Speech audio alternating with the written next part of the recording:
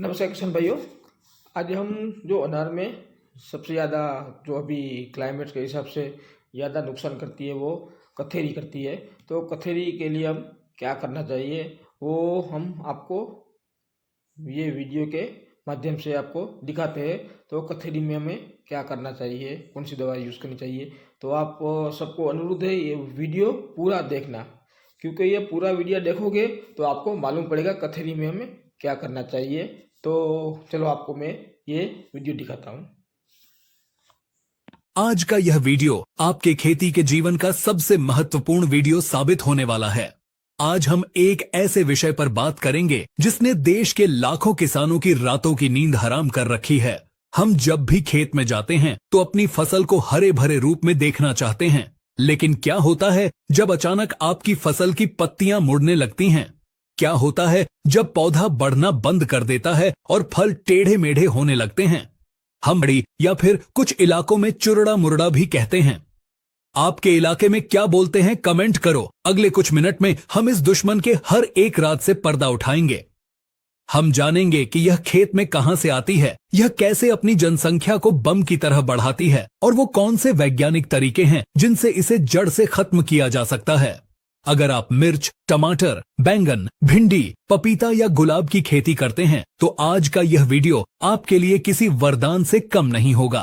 तो चलिए शुरू करते हैं इस ज्ञान के महासागर को और जानते हैं माइट का पूरा सच। सबसे पहले हमें अपने दुश्मन को पहचानना होगा। अक्सर किसान भाई एक बहुत बड़ी गलती करते हैं। वे माइट को भी एक साधारण कीड़ा समझ लेते हैं, लेकिन विज्ञान कहता है कि माइट कोई कीड़ा नहीं है। यह बात आपको अजीब लग सकती है, लेकिन यह सच है। कुदरत ने कीड़ों को 6 पैर दिए हैं, जैसे इल्ली, मच्छर या माहू, लेकिन माइट के 8 पैर होते हैं। यह कीड़ों के परिवार से नहीं बल्कि बिच्छू और मकड़ी के परिवार से आती है। अब आप सोचेंगे कि इससे हमें क्या फर्क पड़ता है? किसान भाइयों, फर्क पड़ता है, बहुत बड़ा फर्क पड़ता है। जब हम खेत में इमिडाक्लोप्रिड या थायोमेथॉक्सम जैसी दवाइयां डालते हैं तो वे कीड़ों के नर्वस सिस्टम पर काम करती हैं, लेकिन माइट का शरीर अलग बनावट का होता है। उन पर इन दवाइयों का असर नहीं होता, बल्कि कई बार तो यह देखा गया है कि गलत दवा छिड़कने से माइट मरती नहीं, बल्कि उसे गुस्सा आ जाता है और वो अपनी अंडे देने की क्षमता को बढ़ा देती है। इसे हम रिसर्जेंस कहते हैं। इसीलिए माइट को मारने के लिए हमें एक्रिसाइड यानी मकड़ी नाशक दवाओं की जरूरत होती है। अब जरा सोचिए, यह इतनी खतरनाक क्यों है? इसका जवाब इसके जीवन चक्र में छिपा है। माइट को गर्मी और सूखा मौसम बहुत पसंद है। जब तापमान 30 डिग्री से ऊपर जाता है तो यह जीव पागलपन की हद तक सक्रिय हो जाता है। एक सामान्य इल्ली को अंडा से तितली बनने में 25 से 30 दिन लगते हैं, लेकिन माइट अपना पूरा जीवन चक्र मात्र 3 से 5 दिनों में पूरा कर लेती है। जी हां, आपने सही सुना, सिर्फ 5 दिन। आज जो अंडा है वो 5 दिन बाद वयस्क बनकर खुद अंडे दे रहा होगा। एक मादा माइट अपने छोटे से जीवन में 100 से लेकर 150 अंडे देती है। अब आप गणित लगाइए। अगर आपके खेत में आज केवल 10 मकड़ियां हैं और आपने उन पर ध्यान नहीं दिया तो अगले 10 दिनों में उनकी संख्या लाखों में पहुंच जाएगी। यह किसी परमाणु विस्फोट से कम नहीं है। इनके हमले के तरीके को समझना भी बहुत जरूरी है। माइट के मुंह में सुई जैसे नुकीले डंक होते हैं। यह पत्ती की निचली सतह पर बैठती है और वहां से पत्ती की कोशिकाओं को खुरच खुरच कर उसका रस पी जाती है। जैसे ही यह रस पीती है, पत्ती में मौजूद क्लोरोफिल यानी वो हरा पदार्थ जो भोजन बनाता है, वो खत्म होने लगता है। अब हम बात करते हैं पहचान की। खेत में खड़े होकर आप कैसे तय करेंगे कि आपकी फसल में माइट है या थ्रिप्स? क्योंकि दोनों के लक्षण काफी मिलते जुलते हैं। यहां मैं आपको एक बहुत ही पुराना और सटीक फार्मूला बताता हूं। इसे हम थंब रूल कहते हैं। अपनी फसल के पास जाइए और मुड़ी हुई पत्तियों को गौर से देखिए। अगर पत्तियां ऊपर की तरफ मुड़ रही हैं, जैसे आसमान की तरफ कटोरा बना हो, तो समझ लीजिए यह थ्रिप्स का हमला है। लेकिन अगर पत्तियां नीचे की तरफ मुड़ रही हैं, जैसे उल्टी नाव हो, तो यह 90% माइट यानी मकड़ी का हमला है। इसे डाउनवर्ड कर्लिंग कहते हैं। इसके अलावा पत्तियों का रंग भी बहुत कुछ बोलता है। अगर माइट का हमला ज्यादा है तो पत्तियां पीली नहीं पड़ेगी, बल्कि उनका रंग तांबे जैसा या ईंट जैसा लाल हो जाएगा, जिसे अंग्रेजी में ब्रॉन्जिंग कहते हैं। अगर आप ध्यान से देखेंगे तो आपको पत्तों पर बारीक जाले भी दिखाई दे सकते हैं। माइट इन जालों के अंदर छुपकर रहती है ताकि कोई भी दवा उस तक आसानी से न पहुंच सके। मिर्च की फसल में तो यह पत्तों को इतना कड़क बना देती है कि छूने पर पत्ता प्लास्टिक जैसा लगता है और मुट्ठी में भींचने पर पापड़ की तरह टूट जाता है। एक और घरेलू टेस्ट आप कर सकते हैं। एक सफेद कागज का टुकड़ा लें, उसे पौधे के नीचे रखें और ऊपर से पत्तों को जोर से झाड़ें। फिर उस कागज को ध्यान से देखें। अगर आपको कागज पर धूल के कण जैसे छोटे छोटे लाल या पीले बिंदु इधर उधर भागते हुए दिखाई दें, तो कंफर्म हो जाइए कि आपके खेत में रेड स्पाइडर माइट का कब्जा हो चुका है। किसान भाइयों, अब हम वीडियो के सबसे गंभीर हिस्से में प्रवेश कर रहे हैं। इसका इलाज क्या है? बाजार में सैकड़ों दवाइयां हैं, लेकिन कौन सी दवा कब डालनी है, यह जानना ही असली हुनर है। हम इलाज को 3 स्तरों में बांटेंगे। पहला स्तर है जैविक और सस्ता उपाय, दूसरा स्तर है मध्यम रासायनिक उपाय और तीसरा स्तर है ब्रह्मास्त्र, यानी वो दवाइयां जो तब काम आती हैं जब सब कुछ फेल हो जाए। शुरुआत करते हैं स्तर 1 से। अगर आप चाहते हैं कि आपके खेत में माइट आए ही नहीं या बहुत कम आए, तो आपको सल्फर का प्रयोग करना चाहिए। सल्फर, जिसे हम गंधक भी कहते हैं, यह कुदरत का दिया हुआ एक अनमोल तोहफा है। सल्फर एक खाद भी है, एक फंगीसाइड भी है और एक बेहतरीन माइटिसाइड भी है। 80% DDG फॉर्मुलेशन वाला सल्फर 2.5 से 3 ग्राम प्रति लीटर पानी के हिसाब से मिलाकर स्प्रे करें। सल्फर की गंध से और उसके कांटेक्ट एक्शन से माइट दूर भागती है और मर भी जाती है। लेकिन यहां एक सावधानी बहुत जरूरी है। अगर तापमान 35 डिग्री से ज्यादा है और धूप बहुत तेज है, तो सल्फर का स्प्रे न करें, वरना आपकी कोमल पत्तियां जल सकती हैं। हमेशा शाम के समय ही इसका प्रयोग करें। इसके साथ ही नीम तेल का महत्व कम मत समझिए। अगर आप 10,000 ppm वाला नीम तेल 2 मिलीलीटर प्रति लीटर पानी के हिसाब से हर 15 दिन में छिड़कते हैं, तो माइट की प्रजनन क्षमता खत्म हो जाती है। नीम तेल माइट के पेट में जाकर उसकी भूख खत्म कर देता है और वो भूखी रहकर मर जाती है। अब चलते हैं स्तर 2 की तरफ। अगर आपके खेत में 5 से 10% पौधों पर लक्षण दिख रहे हैं, तो आपको केमिकल कंट्रोल पर जाना होगा। यहां सबसे पुरानी और भरोसेमंद दवा है प्रोपरजीट। बाजार में यह ओमाइट, सिम्बा या अन्य नामों से मिलती है।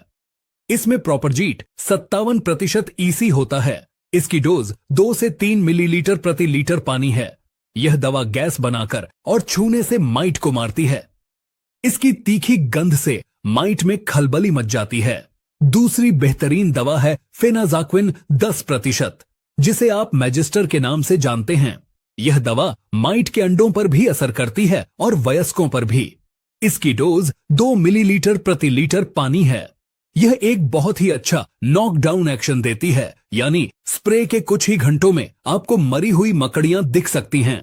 तीसरी दवा इस श्रेणी में आती है डायफेनथ्यूरॉन 50%, जिसे किसान भाई पेगासस के नाम से जानते हैं। यह दवा एक तीर से कई निशाने लगाती है। यह माइट को मारती है, एफिड को मारती है और व्हाइट फ्लाई को भी मारती है। यह दवा भाप बनकर यानी वेपर एक्शन से काम करती है, इसलिए इसे तब डालें जब थोड़ी धूप खिली हो, ताकि इसकी गैस अच्छे से बन सके और पत्ते के नीचे छुपी मकड़ी तक पहुंच सके। इसकी मात्रा 1 ग्राम प्रति लीटर पानी रखनी चाहिए। अब बात करते हैं स्तर 3 की, जिसे हम ब्रह्मास्त्र कहते हैं। कई बार ऐसा होता है कि हम ओमाइट भी डालते हैं, पेगासस भी डालते हैं, लेकिन मकड़ी नहीं मरती। पत्तियां अभी भी मुड़ी हुई हैं। इसका मतलब है कि माइट ने उन दवाओं के खिलाफ अपनी ताकत बढ़ा ली है। अब हमें ऐसी दवा चाहिए जो नए तरीके से काम करे।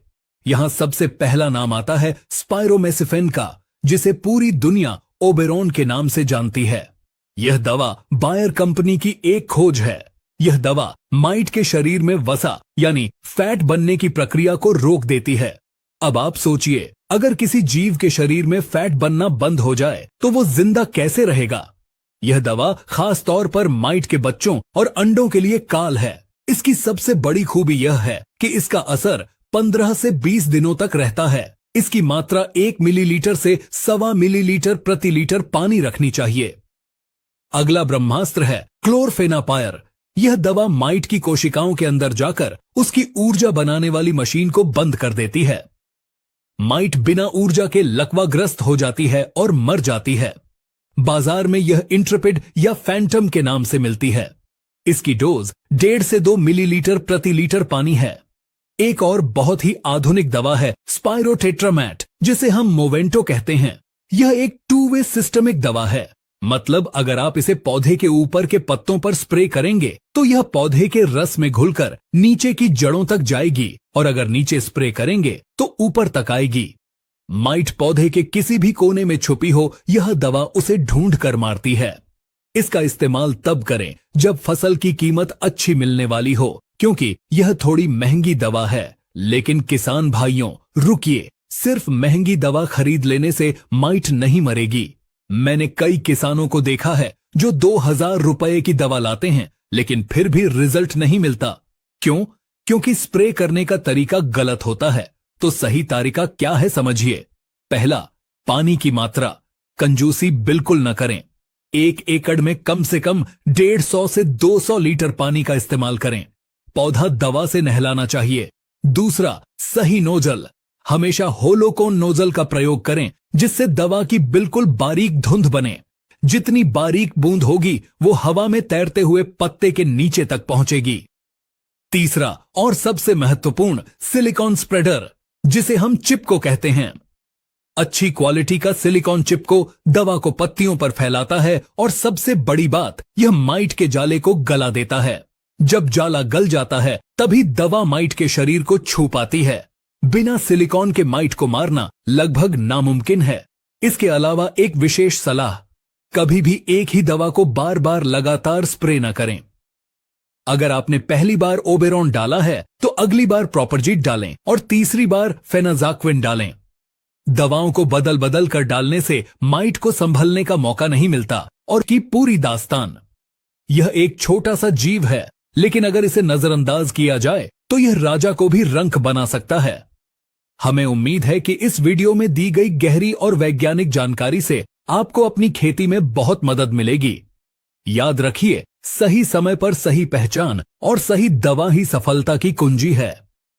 आप सबने ये वीडियो देखा, उसमें आपको सब मालूम पड़ जाएगा। तो कथेरी में हमें कौन सी दवा यूज़ करनी चाहिए तो अच्छा रिजल्ट मिलेगा।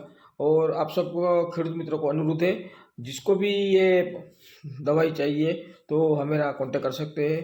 मेरा शॉप का नाम शिव एग्रो सेंटर पुनातीतपुर है, और दूसरी शॉप का नाम आशापुरा एग्रो सुखपुर में आया हुआ है।